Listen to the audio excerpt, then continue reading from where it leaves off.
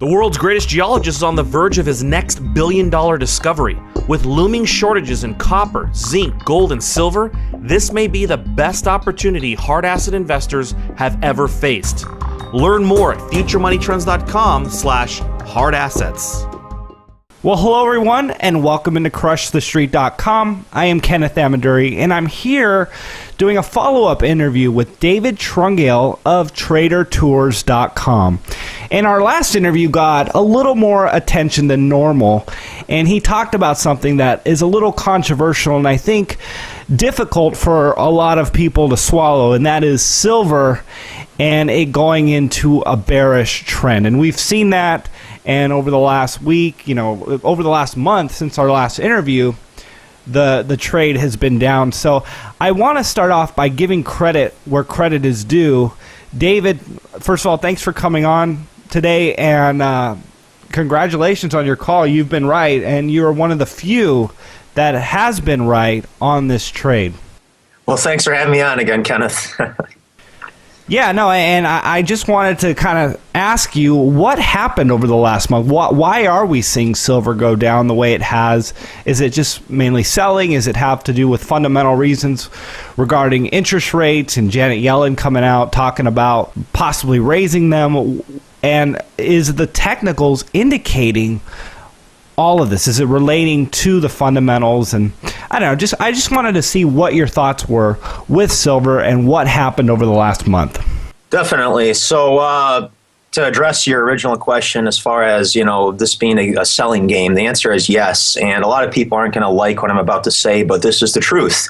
Markets move based on buying and selling, and that's really about it. And when you boil it down to that, it sounds very rudimentary. It sounds, too simple, but that is the truth. Markets are a buying and selling game. Now, of course, there's all these variables out there that could potentially influence people to buy or sell something, whether it's positive earnings, whether it's news on the Fed, that could potentially trigger people to do different actions, whether it's to buy or sell. But what I look at is what's actually happening.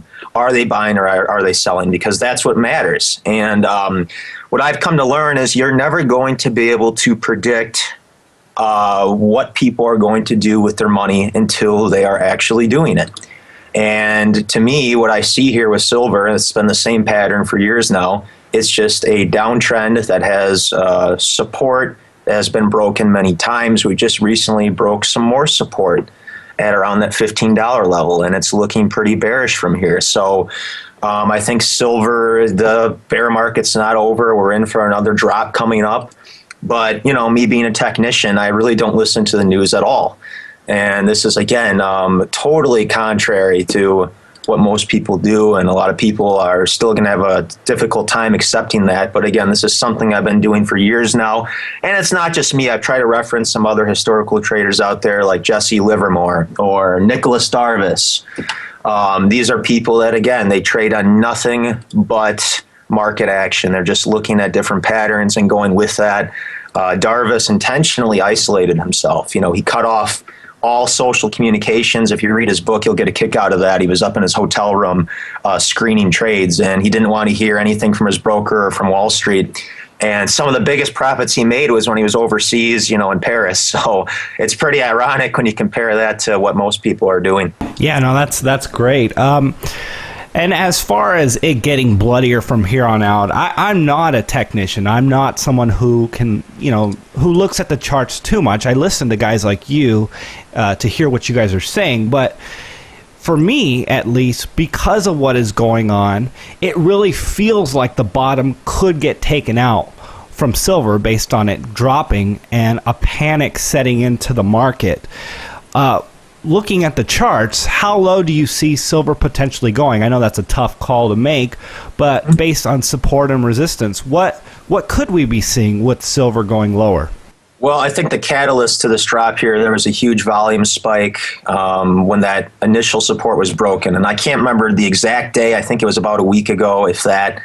And there was reports on, JP Morgan and the banks, of course, shorting a just ridiculous amount of silver. But again, I don't really care about any of that. I just care about what the big money's doing. And you can call it a manipulated market. That may be true, but that's the critical factor here is if it is manipulated, then don't buy it. You're going to lose. You will lose betting against the big money. And that's really what trend trading is when you condense it down to the core. It's following what the big money's doing. So I agree with you. It looks like it is going quite a bit lower. Support was taken out. I can't call exactly how low it's going to go. I've said 12 before.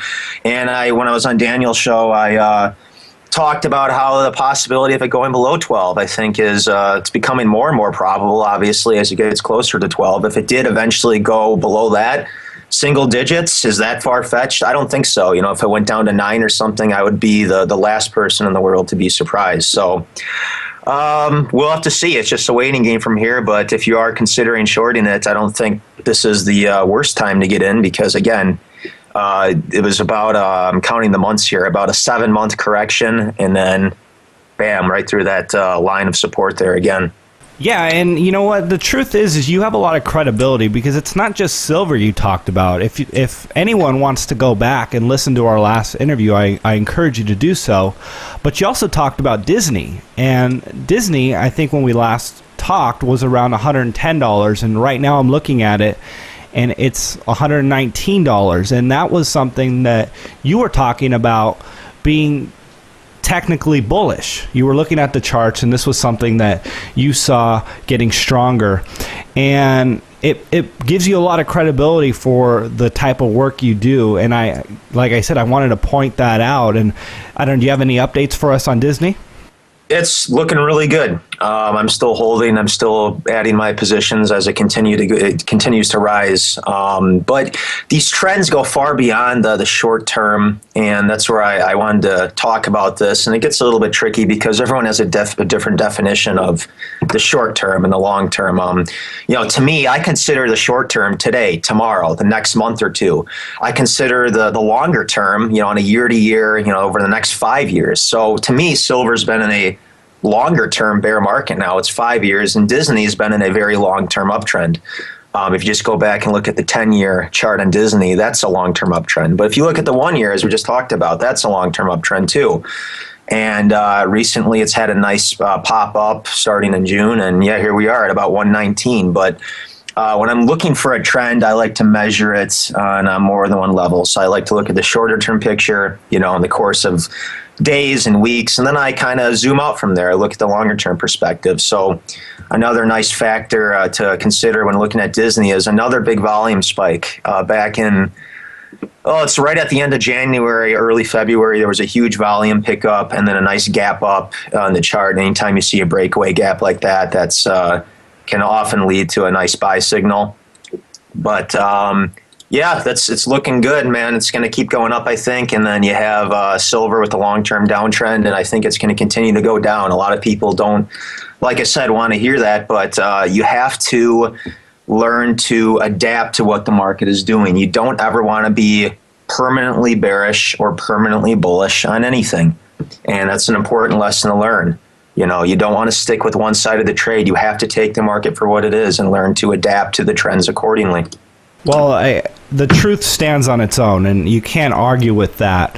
Regardless of what will likely happen in the future, you can't argue with what has happened since we last talked and today. So I want to get into talking about trading versus long-term investing, buying and holding. And the problem, I think, that most people face with trading is that they lose money, and they're excited about it. They're attracted to the idea of making income, starting off with, let's say, $20,000 and making 10% a month on that money. And I think what happens a lot of times is that $20,000 ends up to be $10,000, and they don't progress forward, and they get frustrated, and then they go towards the buy and hold and a more safe strategy. So let's talk about that a little bit. What are your thoughts? Yeah, so again, a lot of people might have a different definition than I do when it comes to buy and hold, but believe it or not, I do consider myself a buy and hold guy. I mean, I've been holding my short position in silver for 3-4 years. I've been holding my long position in Disney for about 2 or 3 years, and I think that is a long time period. Whether other people will dispute that, that's their prerogative, but I've said this before. The downside risk is where you have to, you want to mitigate your risk with every trade. So if you go into Disney at 119, all you have to do to simply avoid something catastrophic is, have an exit plan. You could set a stop in, let's say at around 100. Okay, that way you're never going to lose 50% or something ridiculous. If you're more of a ultra short-term trader, you could set in a very tight stop.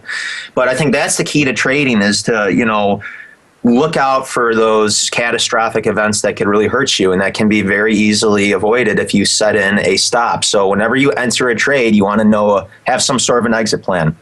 Now, on the flip side, obviously, there's no limit to how high Disney can go. I think it's going quite a bit higher as we progress here through the rest of this year and go into next year. That's the beauty of my strategy here, and it's very simple. Like I said, I'm looking at Disney right now. If you were going to buy it, okay, you set a stop loss. So the most you could lose then is, let's say, 10, 15 points. Perhaps you could set it quite a bit tighter, maybe set it at 110. It all depends, again, on your time frame. But on the upside, there's no limit to what you can make. You can make 50% or more. It all depends on how high Disney can go. So I like to view this as the odds being in my favor. The analogy that I'm going to give here may sound a little bit corny, but imagine you're playing roulette in the casino. And as the wheel's spinning, you don't like the outcome, you can pull your chips off the table. Let's say you bet $100. Suppose you can pull off, $98. Now you only lose $2. So, you're giving back a percentage of what you entered for. So I don't consider this gambling at all. It's proven to be, trends have proven to be effective over the course of many years. One other reference I'd like to make, Richard Dennis, that's a name that some have heard of, others not so much, but he turned about $5,000 into $200 million back in the 80s. Very successful guy, big-time futures and commodity trader.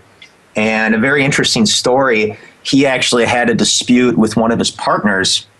And his partner told him, Richard, you have a very special gift for this, and trading can't be taught to your average guy. And he said, well, I disagree. And it turned into such an argument that Richard actually made a bet. And he said, all right, I'm going to go out and host a class and teach other people to trade based on some very simple trend following principles. And so they made a bet. I don't know what exactly the wager was, but Richard started running ads, and he got a group of students together. He taught them some very basic rules, and of course the students had the open-mindedness to listen.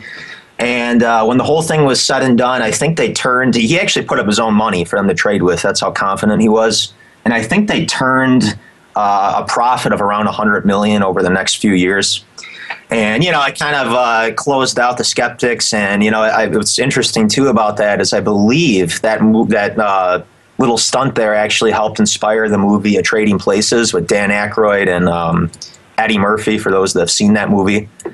That's a pretty good one. But, very interesting story. But, again, trend trading has been around for a while. Just few people can interpret it properly. And, like I said, a lot of people aren't willing to give it a chance. And that's part of the problem. Well, that's really good.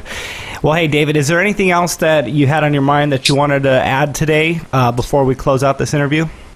Just to make a closing statement here, I'm someone that I always like to be upfront. I try and avoid the jargon as much as I can. Like I said, trading is not as complicated as most think when you boil it down to the basics. Now, don't confuse, again, just because it may be basic, don't confuse that with easy to execute. There's risks involved, as we talked about before. There's a psychological aspect, so don't confuse simple with easy, but just understand that I know that other people can learn to trade. I've taught many people to do it, and a lot of people follow me trade either for a full-time living or for a very nice stream of secondary income. So just the only thing that I would ask is if you're going to try out the route of trend trading, go in there with an open mind and then let the results speak for itself. That's what you have to go off of. If you're in a position where you wake up and you look at your portfolio in the morning and there's those ugly red numbers in there, it's time to try something different and go off of results. That's really what matters. Well, that's great advice. And everyone, that's David Trungale. Check him out at tradertours.com. David, thanks so much for taking the time with me. It's a pleasure. Thank you for having me on again, Kenneth. Absolutely.